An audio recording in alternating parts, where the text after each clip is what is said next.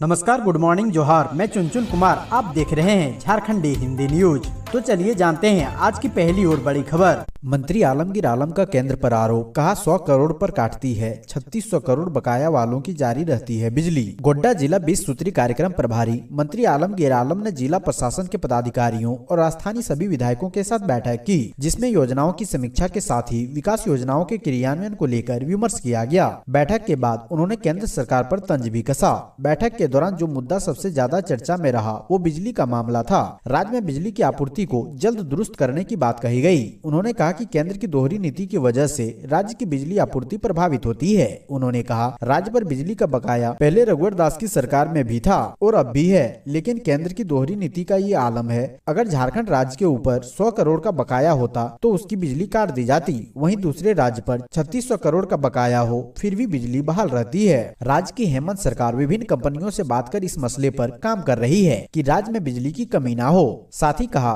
कि झारखंड सरकार अपने वादे के मुताबिक 100 यूनिट बिजली फ्री दे रही है। झारखंड के सरकारी स्कूलों में पाए गए 100 से ज्यादा फर्जी टीचर, अब बर्खास्तगी की तैयारी। झारखंड के सरकारी स्कूलों में सैकड़ों पारा शिक्षक फर्जी प्रमाण पत्रों पर पिछले कई सालों से नौकरी कर रहे थे। ऐसे 100 सहायक शिक्षकों की पहचान की जा चुकी है। अनुमान है कि ऐसे पारा शिक्षकों की संख्या 400 से भी ज्यादा हो सकती है। झारखंड शिक्षा परियोजना परिषद ऐसे शिक्षकों की सेवा समाप्त करने और उनके खिलाफ FIR करने की तैयारी कर रही है। प्रमाण पत्रों के फर्जीवाड़े का यह मामला तब पकड़ में आया जब सरकार के निर्णय के अनुसार झारखंड एजुकेशन प्रोजेक्ट काउंसिल ने राज्य में कार्यरत लगभग 62,318 पारा शिक्षकों के शैक्षणिक प्रमाण पत्रों के सत्यापन की प्रक्रिया कुछ महीने पहले शुरू की। सभी पारा शिक्षक को 5 दिसंबर तक अपने प्रमाण पत्र जमा करने को निर्देश दिया गया था।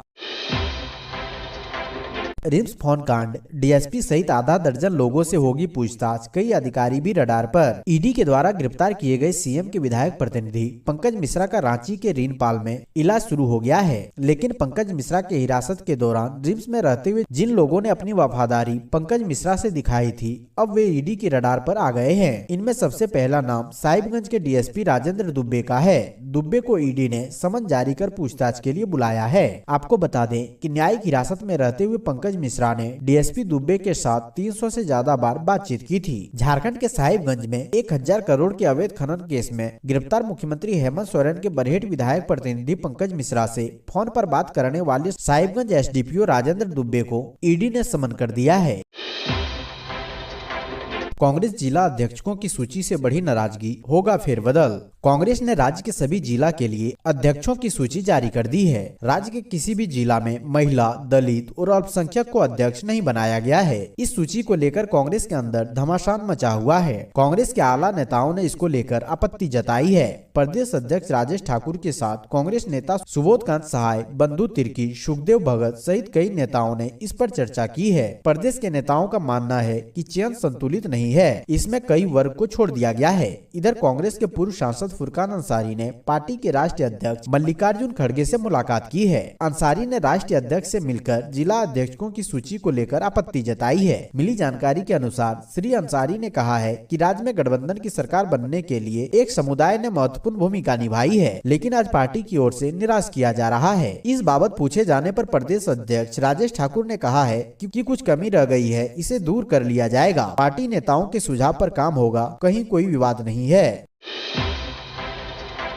झारखंड में पारा शिक्षकों के प्रमाण पत्र जमा करने की अंतिम तिथि समाप्त, कई लोगों ने छोड़ी नौकरी। सहायक अध्यापक यानी पारा शिक्षक के प्रमाण पत्र जमा करने की अंतिम तिथि सोमवार को समाप्त हो गई। सत्यापन के लिए प्रमाण पत्र सोमवार तक जमा करने का निर्देश था।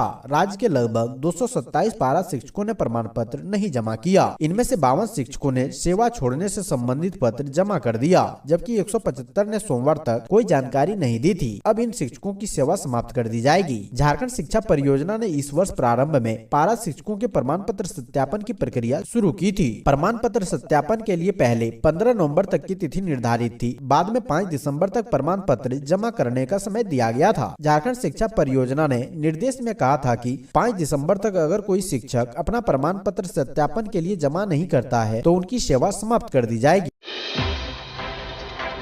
देवघर में डिनर विद डीसी कार्यक्रम, सफाई कर्मी और स्वयं सहायता समूह हुए शामिल। देवघर नगर निगम क्षेत्र के वार्ड नंबर 13 के साहेब पोखर पार्क में डिनर विद डीसी कार्यक्रम का आयोजन किया गया। इसमें नगर निगम के सफाई कर्मचारी और विभिन्न जन कल्याणकारी योजनाओं का लाभ ले रहे लाभुक शामिल हुए। इस दौरान उपायुक्त मंजूनाथ भजंत्री ने सभी से बातचीत करते हुए सरकार द्वारा संचालित विभिन्न जन कल्याणकारी योजनाओं की जानकारी दी, जिसमें डीसी, प्रधानमंत्री आवास योजना, NULM की स्वयं सहायता समूह की दीदियों, आयुष्मान कार्ड, प्रधानमंत्री स्वनिधि योजना, हरा राशन कार्ड, ई श्रम, सार्वजनिक पेंशन योजना, सोना शोभरन धोती साड़ी योजना के लाभुकों से मुखातिब हुए। साथ ही सरकार की विभिन्न जन कल्याणकारी योजनाओं का लाभ लेने के तरीकों से उपायुक्त ने सभी को अवगत कराया।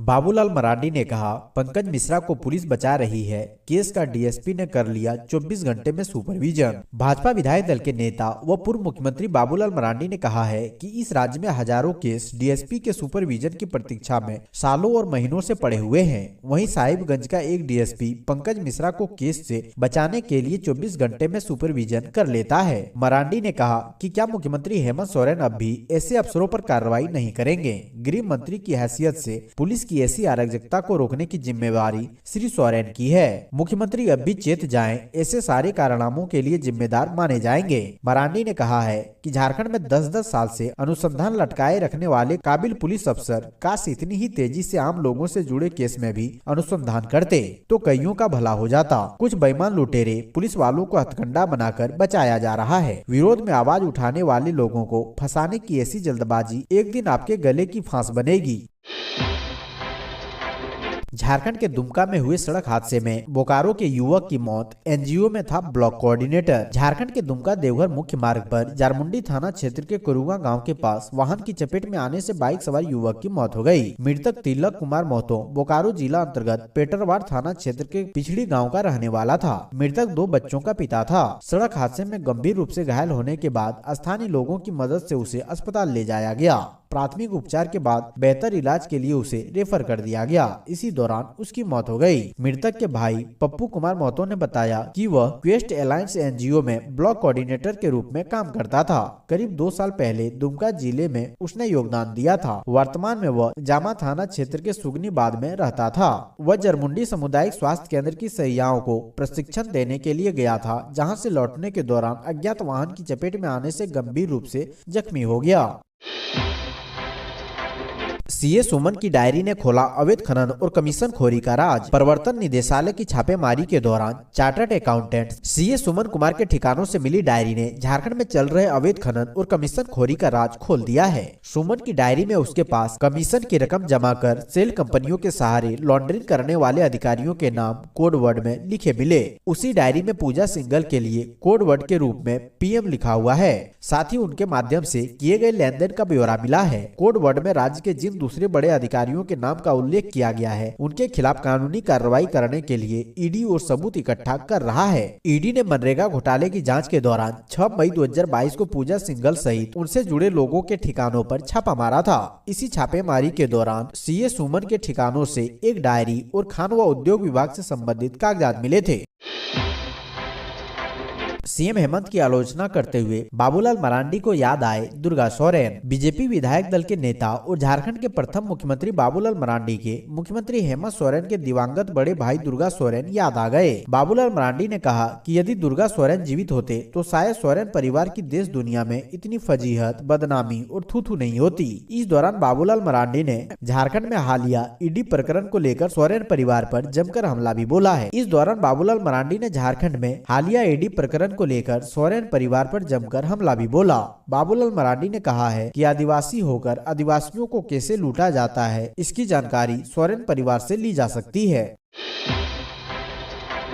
बड़रवा टेंडर विवाद। एएसआई सफरुद्दीन खान ने कहा, मैंने नहीं, डीएसपी ने दी पंकज मिश्रा और आलमगीर आलम को क्लीन चिट। साहिबगंज जिले के बड़रवा में टेंडर विवाद में मारपीट मामले में पुलिस का पूरा अनुसंधान कटघरे में आ गया है। विवादों से पुलिस का पीछा छूटता नहीं दिख रहा है। अब इस कांड के अनुसंधानकर्ता एएसआई सफरुद्दीन खान ईडी के बुलावे पर सोमवार को रांची स्थित ईडी के क्षेत्रीय कार्यालय आए। उन्होंने ईडी की पूछताछ में बड़ा खुलासा करते हुए बताया कि पंकज मिश्रा व मंत्री आलमगीर आलम को उन्होंने नहीं। कांड के पर्यवेक्षणकर्ता तत्कालीन डीएसपी प्रमोद कुमार मिश्रा ने प्राथमिकी दर्ज होने के 24 घंटे के भीतर ही क्लीन चिट दे दी थी। हालांकि उनके बयान से उन्हें बहुत राहत मिलता नहीं दिख रहा है, क्योंकि कांड के अनुसंधानकर्ता ने अपनी शक्तियों का पूरा उपयोग नहीं किया, इसलिए वह इससे बच नहीं सकते हैं। अब रही बात डीएसपी पर लगे क्लीन चिट देने के आरोपों की, तो ईडी बहुत जल्द ही डीएसपी प्रमोद कुमार मिश्रा को भी समन कर पूछताछ के लिए बुलाने जा रही है। बता दें कि बड़हरवा के टेंडर विवाद में मारपीट का मामला 22 जून 2020 को पाकुड़ के हिरणडंगा बाजार निवासी शंभू नंदन कुमार ने दर्ज कराया था। ट्रेन में सफर करने वालों के लिए खुशखबरी, अब रांची हटिया रेलवे स्टेशन के बाहर खुलेगा रेल कोच रेस्टोरेंट। ट्रेन में सफर करने वाले यात्रियों को शानदार यात्रा अनुभव प्रदान करने के लिए Ranchi rail division Hatia railway station के बाहर रेल कोच रेस्टोरेंट खोलेगा। इसके लिए जल्दी कोच का ई ऑक्शन होगा। रेस्टोरेंट में आने वाले यात्री यादगार अनुभव के साथ स्वादिष्ट भोजन का आनंद उठा सकेंगे। रेलवे के अधिकारी ने बताया कि रेस्टोरेंट में आने वाले लोगों की बैठने की शानदार व्यवस्था होगी। इंटीरियर बेहद ही खूबसूरती के साथ डिजाइन किया जाएगा, ताकि यहां आने वाले लोगों को एक लग्जरी रेस्टोरेंट में भोजन करने जैसा अनुभव प्राप्त हो। रेस्टोरेंट में शानदार टेबल के साथ ही खूबसूरत लाइटिंग और मनमोहक गुलदस्ते लगाए जाएंगे। यहाँ सिर्फ 1 रुपए में ई-केवाईसी करवा सकते हैं किसान, बदले में 35 रुपए दे रही सरकार। इस साल मौसम की अनिश्चितताओं के चलते कई राज्यों में भारी नुकसान देखने को मिला।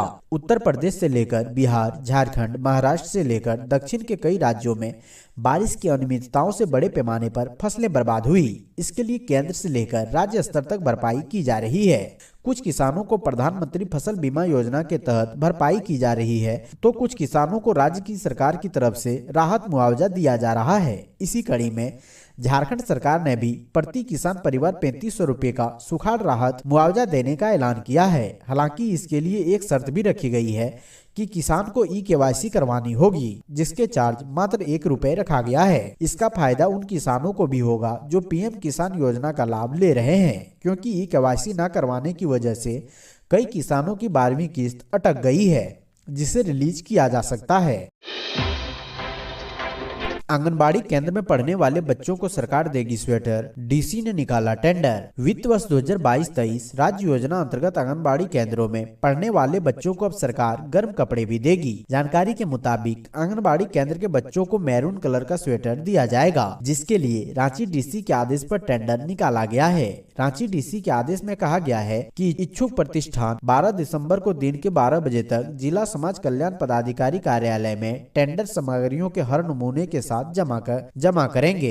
प्राप्त नमूनों को उसी दिन 3 बजे क्रय समिति की बैठक में खोला जाएगा। बता दें कि बीते 6 नवंबर को चाईबासा में सेविका सहायिकाओं की ओर से आयोजित आभार यात्रा कार्यक्रम को संबोधित करते हुए महिला एवं बाल विकास मंत्री जोबा मांझी ने बच्चों को स्वेटर देने की बात कही थी।